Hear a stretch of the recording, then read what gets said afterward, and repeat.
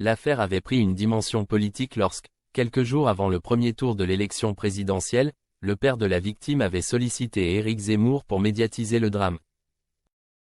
2 ans et demi après la mort de Jérémy Cohen, un jeune homme juif mortellement percuté par un tramway après avoir été frappé par plusieurs personnes, 2 hommes pourraient bientôt faire face à la justice.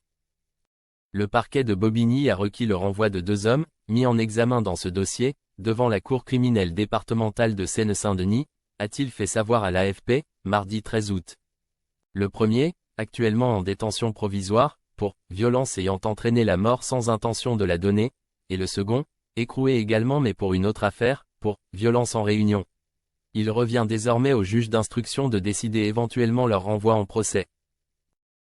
Le 16 février 2022, vers 20h, Jérémy Cohen, un homme de 31 ans, porteur d'un handicap léger, se fait percuter par un tramway à Bobigny en traversant les voies ferrées.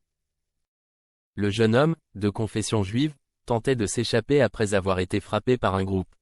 Le trentenaire, en arrêt cardio-respiratoire et victime d'un traumatisme crânien à l'arrivée des secours, est décédé quelques heures plus tard à l'hôpital. 2 hommes, âgés de 28 et 24 ans, avaient été mis en examen et placés en détention provisoire, en avril 2022, 2 mois après les faits. L'affaire avait pris une dimension politique. Quelques jours avant le premier tour de l'élection présidentielle, le père de la victime avait sollicité Éric Zemmour pour médiatiser le drame. Le candidat d'extrême droite s'était alors publiquement demandé si Jérémy Cohen était « mort parce que juif ».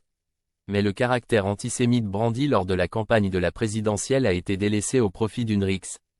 Lors de l'instruction, les 2 hommes mis en examen avaient reconnu l'agression de Jérémy Cohen, mais ils avaient nié son caractère antisémite.